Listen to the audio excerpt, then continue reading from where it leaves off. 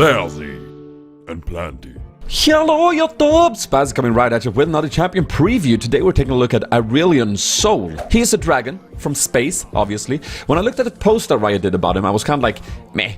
But then when I played him on PvE, I went like, ugh. So in this video, as per usual, we'll go through the abilities and make them as clear as possible for you guys. And then at the end, I'll sort of summarize my thoughts. And hopefully this will allow you to get a little bit of a grasp of how he works. As per usual, PvE, things might change. Let's dive into it.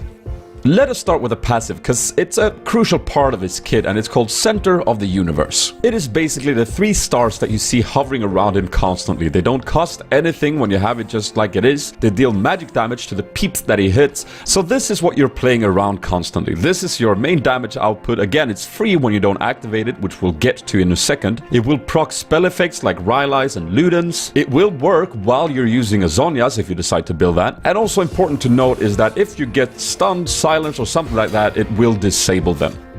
That out of the way, let's move to the Q, and it's called Star Surge. Man, I thought this ability was boring when I read it, but it has some funness to it. You throw this out and it starts growing over time, and it grants you a little bit of movement speed as well when you press it. And then when you detonate it, either manually by pressing Q again, or when it reaches its outer limit, it will deal magic damage and stun. Now, here's the important part. The outer limit is, surrounded your champion. So if you move fast enough, this can travel potentially across the whole map and grow in size. It's pretty cool.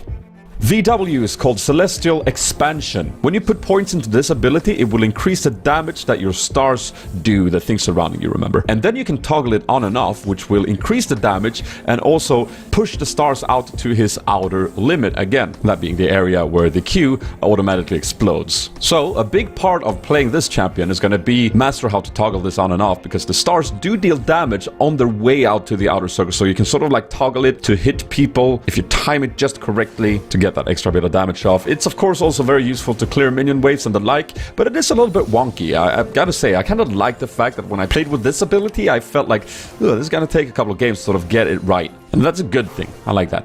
And then, ladies and gentlemen, we have the E, Comet of Legend. Now, it wouldn't be a new champion to League of Legends if you didn't get that crazy-ass utility, so here it is.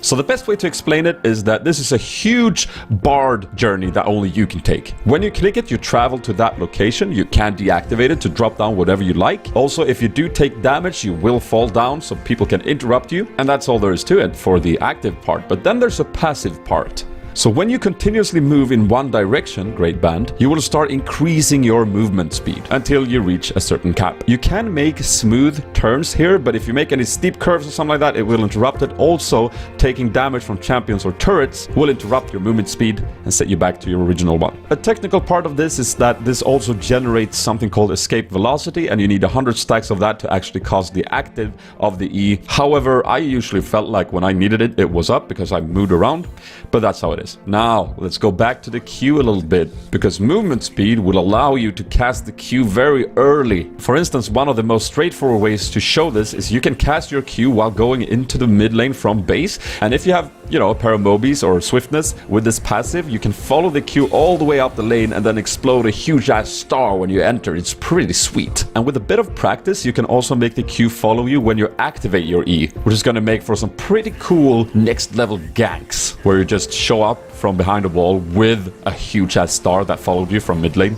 Woo! Finally, the ultimate. It's called Voice of Light, and compared to the other abilities, this one is pretty straightforward and easy. It is a very long-range magic damaging ability that also slows the targets you hit. But the most important part is that if the target is standing close to you, you will also push them to the outer limit, and you should know what that is by now. That is the exact area where the stars circle around you if you have your W activated. With all this in mind, a very straightforward combo with this is that you go into melee range, you knock them back to your W range, and thanks to the slow, you land an easy Q that will allow you to proc 1 or 2, maybe even 3 of that W activated passive.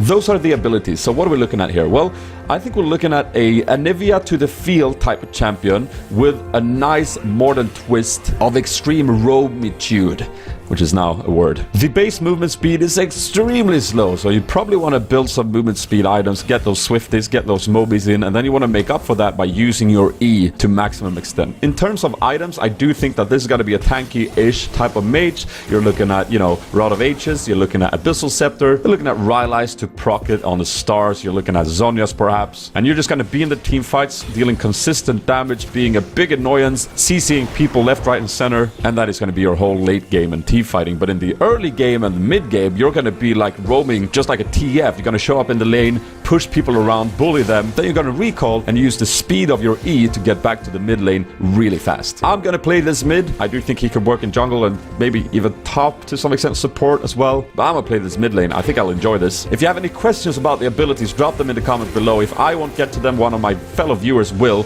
and they're usually very well educated. Yeah, that's right. Gave you guys a compliment. Subscribe to my channel. I release 3 League of Legends related videos a week. You won't be disappointed. This has been Sp4zie. Love you guys, and I'm out. Do it!